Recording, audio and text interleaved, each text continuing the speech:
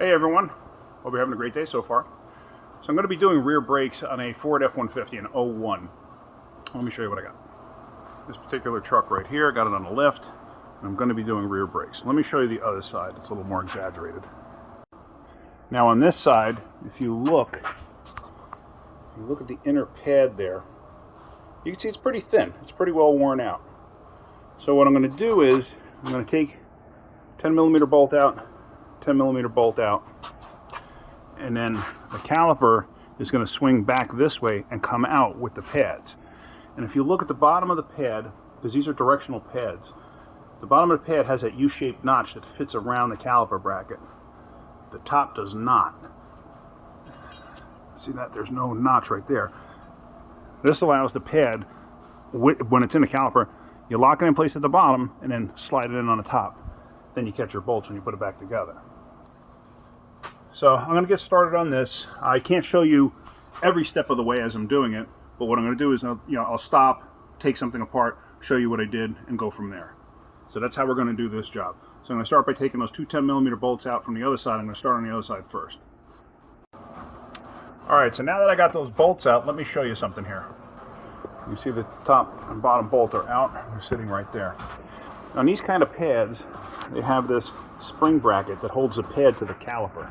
Let me show you a new pad. And if you look in there, you see that dimple sticking up? That dimple actually locks into a hole, a receiving hole on the back side of this.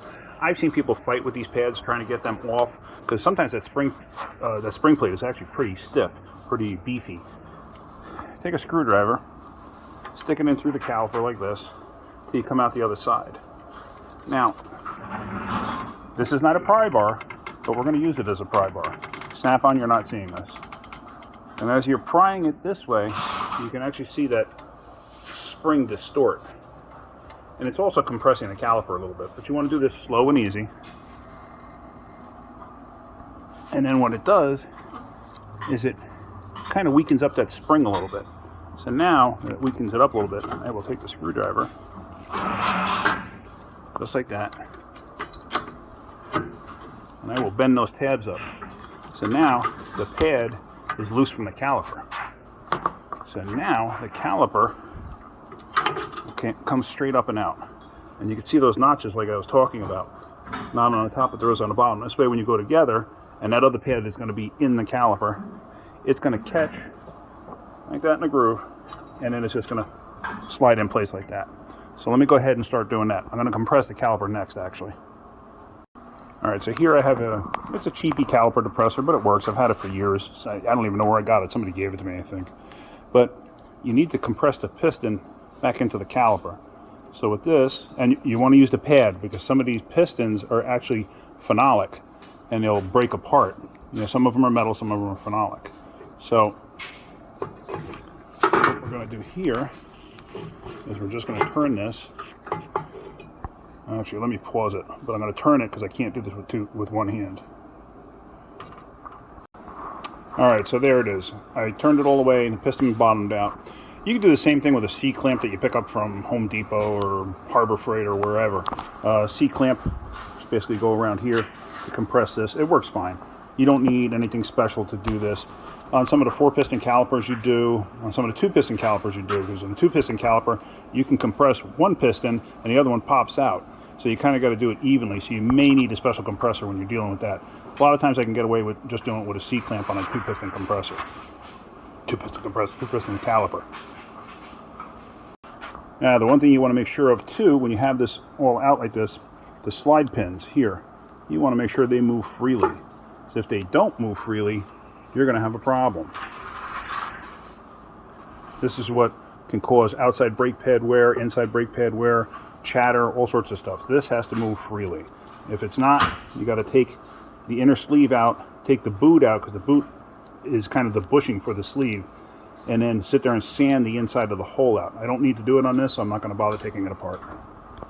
Then, the next thing I'm going to do is, I'm going to take the rotor off. Luckily on this design here,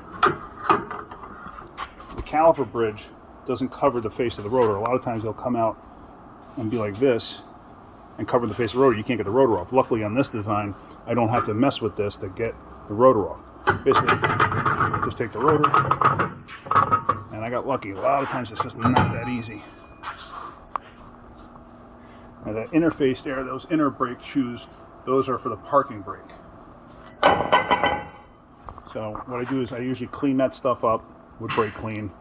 And then I clean up these slides here where the shims go. The other one fell off, so I'm going to have to tension it because I don't think I have new ones. I have to tension it a little bit to make it stick in place. Another important thing to do when you have a brand new rotor like this, if you look closely, you'll see it has oil on it. They do that for shipping so they don't rust. So what you want to do, what you really should do, what you need to do, is take trusty brake clean, spray down a rag, and wipe your braking surface. Both sides. Get all that oil off. Because oil on brake pads is not a good thing.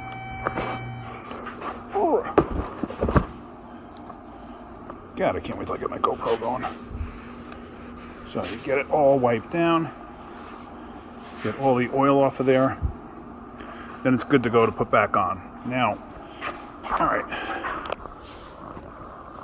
So the shims right there, you can see I cleaned them up with a wire brush. I'm going to take this stuff because you need to lube up where the pad goes. So I'm going to take a little bit on a brush. And you don't have to go absolutely nuts on it. But get the lube in place. This way the pads have a nice place to ride on when you put it all together. So now we're going to take the rotor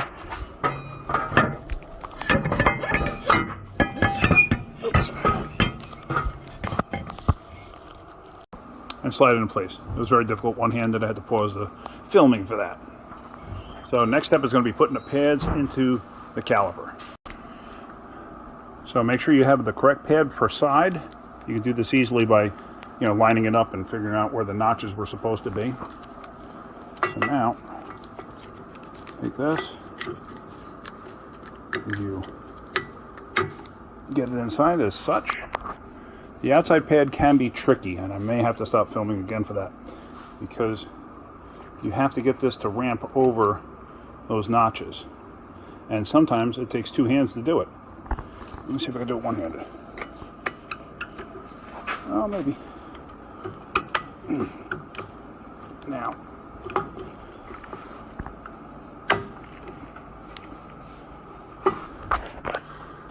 maybe not. Nope, I'm going to have to stop and do it two-handed. Now, what you want to make sure of also is that little pin in there, dowel, whatever you want to call it, that has to fit into that hole like I was talking about.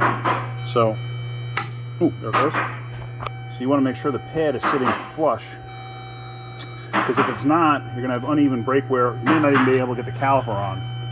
So now, I'm going to try to get this in place. Alright, so now I'm going to hang the caliper.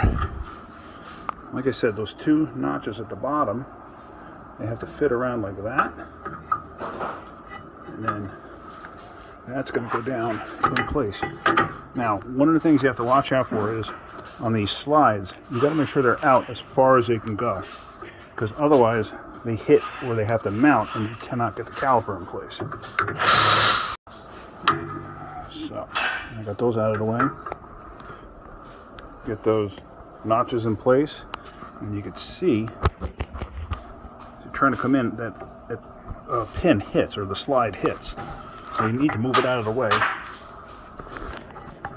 which sometimes is a little difficult. There it goes. So now this thing's going to drop in place. Now you can see the top one is contacting, so you got to move that out of the way, and voila, slides in place. So now the next step is you're just going to take your bolts, put it back through, and you want to feel them line up. And you want to thread them in by hand. Don't impact these things in. Don't start to use a ratchet and try to put them in. make sure you do them by hand. And the reason I say that is you don't want to cross thread it. You cross thread it, now you got a bigger problem. So we're just going to ratchet these things in place. Now that they started.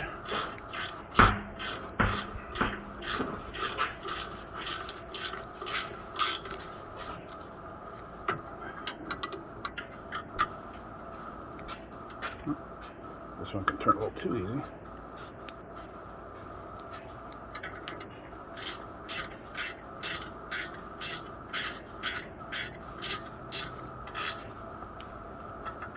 Never trust the tightness with a gear wrench. Always use a regular standard box wrench, ratchet, whatever. Get it tight, and that's it. You're done.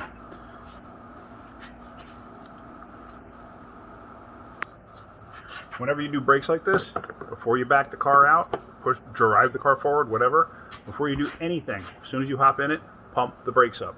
The brake pedal will go to the floor because you've already compressed the piston of the caliper back, so now that piston has to come back out for the pads to meet the rotor. So that's it. I hope you got something out of this. If you like my videos, hit the like button. If you could, please subscribe. That's it for today. Have a great day. Keep wrenching.